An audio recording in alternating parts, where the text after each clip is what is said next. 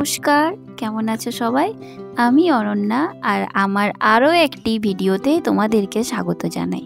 তো আজ আবার হাজির হয়ে গেছি একটা রেসিপি ভিডিও নিয়ে। তো আজকে আমি বানাবো মটনের লাল ঝোলের রেসিপি। খুবই কম তেল মশলা দিয়ে আমি রান্নাটা করব, মানে মটনে যতটা তেল মশলা লাগে তার থেকে আমি কিন্তু কম তেল মশলা ইউজ করে এই রান্নাটা করব। তো আমি এখানে নিয়েছি 500 মতো মটন। তো মটনটাকে ভালো করে ধুয়ে নিয়েছিলাম। ভালো করে ধুয়ে জলটাকে ঝরিয়ে আমি একটা বোলের মধ্যে মটনটাকে নিয়ে নিয়েছি। আর এরপরে এর মধ্যে আমি 1.5 চামচ মতো হলুদ গুঁড়ো দিয়ে দিলাম। তো মটনটাকে প্রথমে ম্যারিনেট করে নিতে হবে, কিন্তু ম্যারিনেটের জন্য এগুলো দিচ্ছি। তারপরে দিলাম ওই 1 চামচ মতো কাশ্মীরি মির্চ, আর 2 চামচ মতো দিলাম রসুন বাটা 30 গ্রাম ধরো, আর দিলাম একটু আদা বাটা। আদা বাটাটা আমি একটু বেশি দিয়েছি, ওই 40 গ্রাম মতো দিয়েছি। আর দিলাম একটুখানি সর্ষের তেল। আর আমি দিয়েছি এখানে দই, তো টক দই ইউজ করেছি, টক দই দিয়েছি 100 গ্রাম। তো এবারে কিন্তু দেখো এই মিশ্রণটাকে আমি ভালো করে মেখে নেব। একটু চটকে চটকে মাখতে হবে যাতে এই মিশ্রণটা কিন্তু সমস্ত মাংসটাকে কভার করে নেয় আর মাংসর ভেতরে যেন ঢুকতে পারে।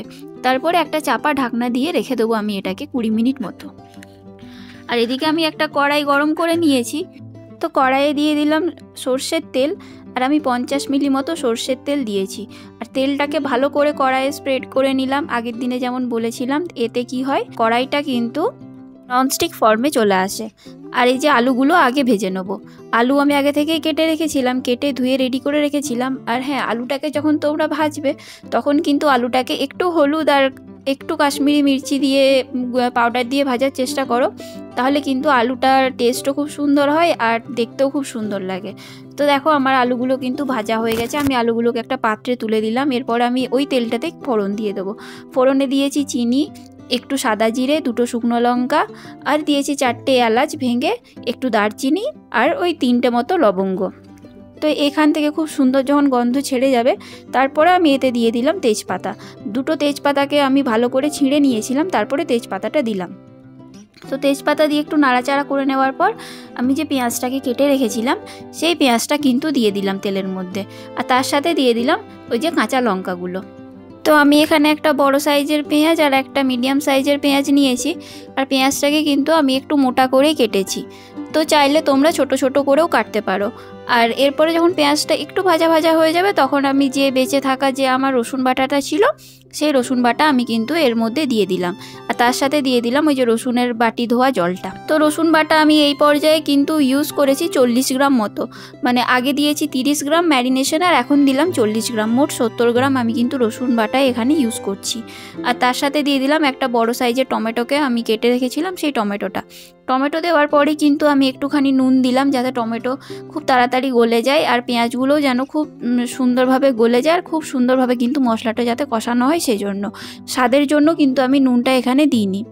তো দেখতেই পাচ্ছ তোমরা, ঢাকনা দিয়ে 3-4 মিনিট মতো চাপা দিয়ে রেখেছিলাম আর আমার এখান থেকে জল ছাড়া স্টার্ট হয়ে গেছে। এরপর আমি এটাতে মশলা দিয়ে দিলাম 1 চামচ হলুদ গুঁড়ো, 1 চামচ কাশ্মীরি মির্চি, 2 চামচ মতো জিরে গুঁড়ো, আর 1 চামচ ধনে গুঁড়ো। তো এই মশলাগুলো দিয়ে ভালো করে আমি নাড়াচাড়া করে নেবো। তারপরে দিয়ে দেবো আদা বাটা। তো আদা বাটা এই পর্যায়ে দিয়েছি আমি 50 গ্রাম মতো। আদা বাটা একটু বেশিই লাগে মটন রান্নাতে, আর চিকেন রান্নাতে কিন্তু আদা বাটাটা একটু কম লাগে। আর আদা বাটা আমি ইউজ করেছি ওই 90 গ্রাম, মানে প্রথমে দিলাম 40 গ্রাম আর এখন দিলাম 50 গ্রাম। তারপরে একটু জল দিয়ে দিলাম, আর একটু জল দিয়ে ভালো করে এই মশলাটাকে আমি আগে কষাবো। এবার একটা চাপা ঢাকনা দিয়ে দিলাম। ঢাকনা দিয়ে 5-7 মিনিট ফোটার পর এই দেখো এই মশলাটাকে ঢাকনাটা খুললাম, আর ঢাকনা থেকে মশলা থেকে কিন্তু খুব সুন্দর তেল আমার ছেড়ে দিয়েছে, মানে মশলাটা আমার অনেকটাই কষানো হয়ে এসছে। এরবারে আমি দিয়ে দিলাম ওই যে ম্যারিনেশন করে যে মাংসটা আমি রেখেছিলাম সেই মাংসটা দিয়ে একটু ভালো করে মিশিয়ে নেব।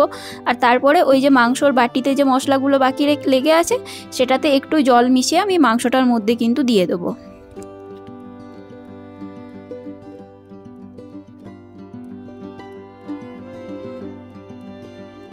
আর রবিবারের দুপুরে কিন্তু এরকম যদি লাল ঝোলওয়ালা মাংস হয় বাড়িতে, আর তার সাথে গরম ভাত, কিন্তু একদম জমে যায়।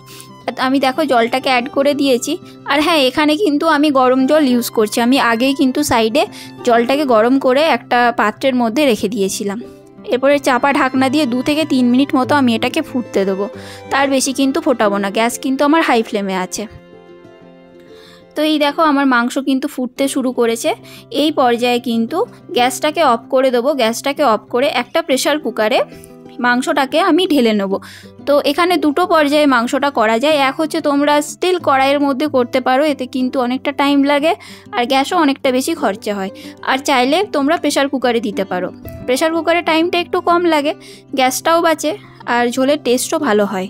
তো আমি এখানে প্রেসার কুকার ইউজ করছি।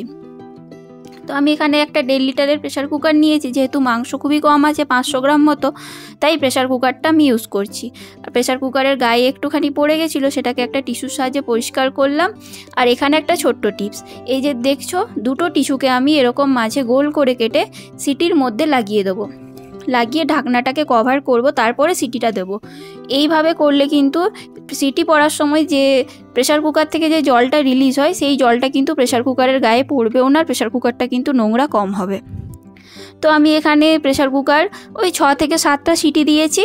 তারপরে দেখো, তারপরে যে লাস্ট সিটি যেটা পড়ছিল সেটা কিন্তু আমি ভাপে রেখে দিয়েছিলাম কিছুক্ষণ। সিটিটা পুরো রিলিজ করার পর আমি তোমাদেরকে খুলে দেখালাম। এখানে আমার কিন্তু মাংসর ঝোল একদম রেডি, লাল ঝোলওয়ালা মাংস একদম রেডি। আর এই মাংসর ঝোল কিন্তু খেতে অসাধারণ হয়, তোমরা একবার ট্রাই করে দেখো বাড়িতে। গরম ভাত বলো বা পোলাও বলো বা ফ্রাইড রাইস বলো, রুটি বলো, লুচি বলো, পরোটা বলো, যে কোনো কিছুর সাথেই কিন্তু যেন এই মাংস খুব সুন্দর লাগে। আর সব থেকে বেশি ভালো লাগে লুচির সাথে। তো আমরা যেহেতু প্রবাসী বাঙালি, আমাদের কাছে এই একটু জিনিসই মনে হয় একদম হাতের মধ্যে স্বর্গ পেয়ে গেছি। তো তোমাদের কেমন লাগলো এই ভিডিওটা আমাকে প্লিজ জানাবে কমেন্ট সেকশানে। একটা লাইক করে দিও, শেয়ার করে দিও তোমার বন্ধুদের সাথে। আর প্লিজ যারা নতুন বন্ধু আমার চ্যানেল দেখছো, তারা প্লিজ আমার এই ছোট্ট চ্যানেলটাকে সাবস্ক্রাইব করে দাও, পাশে থাকা বেল আইকনটাকে প্রেস করে দাও। আজ তাহলে আসি, আবার দেখা হবে অন্য একদিন। ভালো থেকো, সুস্থ থেকো আর হাসতে থেকো।